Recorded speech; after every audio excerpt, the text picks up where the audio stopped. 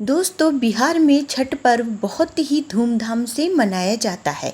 ये सभी जानते हैं कि बिहार में छठ पर्व में कितनी धूमधाम रहती है और लोग वहाँ के छठ पर्व को बहुत ही ज़्यादा मानते हैं। तो दिल्ली की जो डीएम साहिब है, वह भी बिहार की रहने वाली थी, भागलपुर की। वह भी आती है, ट्रेन से उतरती है स्टेशन पे, छठ पर्व मनाने के लिए आती है। वह भी वहाँ अपने गांव दिल्ली से। तो स्टेशन पे उतरते ही उनके साथ में स्टेशन पे कुछ ऐसी घटना घटित होती है, जिसके बाद डीएम साहब को बहुत ही ज़्यादा गुस्सा आता है और कुछ ऐसा उनके साथ में होता है जिसको सुनकर आप भी दंग रह जाएंगे। और पूरी कहानी है जो दोस्तों बहुत ही ज़्यादा इंटरेस्टिंग है। आप लोगों को बहुत शिक्षा भी मिलने वाली है इस कहानी से। तो चलिए इस कहानी को हम शुरू करते हैं। नमस्कार दोस्तों, आप लोग का हमारे चैनल में स्वागत है। दोस्तों, ये कहानी अनामिका नाम की लड़की की है जो बिहार के भागलपुर में रहती है। अनामिका के पिताजी एयरफोर्स में ऑफिसर थे और उनकी जो माताजी थी उनका बहुत ही पहले देहांत हो चुका था। वह अपनी दादी के साथ में रहती थी। वो दादी ही उसकी देखभाल करती थी, उसका पालन पोषण किया करती थी। अनामिका के जो पिताजी थे आते जाते रहते थे। वो कभी अपनी ड्यूटी पे रहते थे, कभी घर आया करते थे बीच बीच में। अनामिका बड़ी होने लगी। जब वह पढ़ाई कर रही थी तो उसके पिताजी ने अनामिका से कहा कि तुम एयरफोर्स का फॉर्म भर दो, तुम्हें पायलट बनना है। लेकिन अनामिका ने कहा मैं पायलट नहीं बनना चाहती, मैं कलेक्टर बनना चाहती हूँ, ज़िले की कलेक्टर। मुझे सिविल सर्विसेज में जाना है। तो उसके पिताजी खुश होते हैं, बोलते हैं बेटा जैसी तुम्हारी इच्छा। दादी भी खुश होती है, उसे बहुत आशीर्वाद देती है। उसके बाद वह तैयारी करना शुरू करती है और एक दिन ऐसा आ जाता है कि वह सही में उस एग्ज़ाम को पास कर लेती है। उसके बाद उसकी ट्रेनिंग शुरू होती है, ट्रेनिंग में चली जाती है। 1 साल बाद उसे एसडीएम का पद मिलता है। गाज़ियाबाद में उनकी पोस्टिंग होती है। उसके बाद सरकारी क्वार्टर, गाड़ी वाड़ी सब उसे मिलता है। उसके बाद वो अपनी दादी को अपने साथ ले जाती है और कुछ दिन वहाँ ड्यूटी करने के बाद उनकी पोस्टिंग दिल्ली हो जाती है, जहाँ पे उन्हें डीएम का पद मिलता है। वह अपनी दादी के साथ वहाँ खुशनुमा जीवन व्यतीत कर रही थी, अच्छे से रहती थी। एक दिन जब छठ पर्व आया तो उसकी दादी बोली कि मैंने छठ माता से बेटा तेरे लिए मन्नत मांगी थी, तो हम लोग भागलपुर चलेंगे, वहाँ छठ पर्व मनाएंगे। तो अनामिका थी, वह बोली कि दादी कोई दिक्कत नहीं है, आप ऐसा करिए थोड़ा पहले चले जाइए, मैं 1 या 2 दिन पहले आ जाऊंगी। तो दादी की वह जाने की व्यवस्था करती है, दादी पहले चली जाती है। उसके बाद अनामिका का दिन भी आ जाता है जाने का, वह जाती है। उसके बाद जैसे ही वह ट्रेन से उतरती है, वहाँ का दृश्य देखती है, उसे अपना बचपन याद आ जाता है। फल वाले, दिए वाले, कई उसे जितने भी ठेले वाले होते हैं, सजावट रहती है, वह सब देखती है। कुछ देर खड़े वह देखती रहती है, लेकिन जब अचानक उसकी नज़र पड़ती है, देखती है कि कुछ जो पुलिस वाले होते हैं वो लोग गरीब फल वालों से, दिए वालों से इनसे वसूली कर रहे थे, पैसा मांग रहे थे। वह ध्यान से देखने लगती है। फिर उसके बाद वह देखती है कि पुलिस वाला गन्ने वाले के पास जाता है, उससे पैसा मांगता है। तो बोलता है कि अभी तो साहब मेरी बोनी ही नहीं हुई है, अभी मेरे पास पैसे नहीं है। उसके बाद बोलता है ठीक है 4 गन्ने छील के दो, तो उसे 4 गन्ने छील के देता है।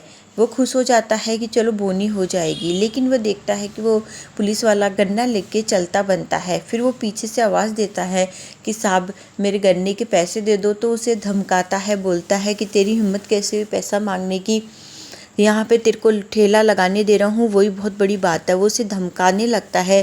तब अनामिका जब देखती है तो उसे ये अच्छा नहीं लगता, उसे बहुत बुरा लगता है गरीब आदमी के साथ में कैसे गलत व्यवहार कर रहा है। वह उसके पास में जाती है, उसे बोलती है सर आपने गन्ना लिया है, कम से कम इसके पैसे तो दे दो। वह जो पुलिस वाला होता है उसको ऊपर से नीचे तक घूरता है। उसके बाद बोलता है तुम्हें इससे क्या मतलब, अपने काम से काम मतलब रखो। उसके बाद अनामिका अपना फ़ोन निकाल के उसकी फ़ोटो क्लिक करने लगती है। तब वो उससे फ़ोन छीन लेता है, बोलता है तुम्हारी हिम्मत कैसे हुई मेरी फ़ोटो क्लिक करने की, ये फ़ोन ले जा रहा हूँ, सामने थाने में आना अगर तुम्हारी हिम्मत है तो फ़ोन लेने के लिए। फिर वो फ़ोन लेके चला जाता है। अनामिका को बहुत गुस्सा आता है। वह फल वाले से फ़ोन मांगती है गूगल पे। वहाँ पे भागलपुर का जो डीएम रहता है वहाँ के डिस्ट्रिक्ट का, उसका नंबर सर्च करती है। उसके बाद वह उन्हें कॉल लगाती है और बताती है, अपना परिचय देती है। तब वहाँ के जो डीएम साहब रहते हैं बोलते हैं, आप चिंता मत करिए, हम तुरंत ही आ रहे हैं।